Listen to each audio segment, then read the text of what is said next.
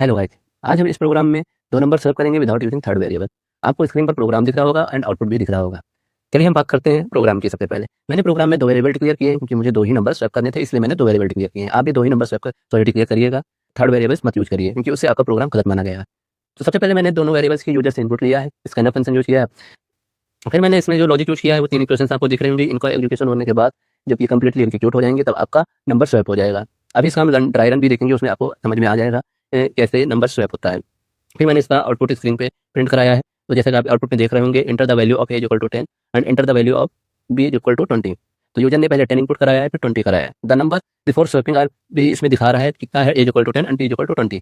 फिर the number after swapping, ये तीनों इक्वेशन एग्जीक्यूट हो जाएंगे तभी आपको नंबर स्वैप होंगे। तो ये तीनों इक्वेशन एग्जीक्यूट होंगे तब ये आउटपुट मिला है, जिसमें A equal to 20 and B equal to 10 मिला है। ओके, नाउ हम देखते हैं इसका ड्राई रन। तो सबसे पहले इसका लॉजिक देख लीजिए, a equal to a plus b and B equal to a minus b and a equal to a minus b. नीचे रेड कलर का स्क्वायर बनाया है, इसमें लिखा है a equal to b and B equal to a. ये आपको नहीं करना है क्योंकि इससे आपका प्रोग्राम गलत हो जाएगा। ओके, चलिए मैं इसका ड्राई रन समझते हैं। मैंने 2 वैल्यू असाइन कर रखी हैं, a equal to 10 and B equal to 20। तो सबसे पहले इक्वेशन जब एग्जीक्यूट होगी तो उसके लिए जो सबसे पहले ए की वैल्यू 10 रहेगी एंड बी इक्वल टू 20 रहेगी। तो ए इक्वल टू 10 प्लस 20 जब हम करेंगे तो ए इक्वल टू 30 हो जाएगा। अब ए की वैल्यू पहले क्या थी, 10 थी। अब ए की वैल्यू क्या हो चुकी है, 30 हो चुकी है। अब ए की वैल्यू क्या हो गई है, ओवर राइट हो गई है, वो 10 से 30 हो गई है। अब आगे कहीं पर भी ए की वैल्यू यूज होगी, इसके बाद मतलब अगर एक आगे ए की वैल्यू यूज होती है तो वो 30 यूज होगी। अगर ओवर राइट नहीं होती तो अगर इसके बाद भी कहीं पर ए की वैल्यू चेंज हो जाती है तो फिर से वो जो चेंज हो जाएगी वैल्यू, फिर वो आगे स्टेप में वो यूज होगी।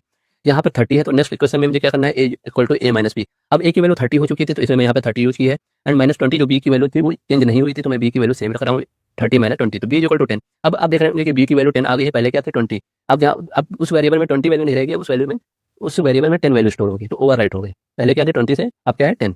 अब अगले स्टेटमेंट जो है वो a equal to a minus b है। अब इसमें जो ए की वैल्यू 30 यूज हो गई एंड बी की वैल्यू 10, बी की वैल्यू भी चेंज हो चुकी है।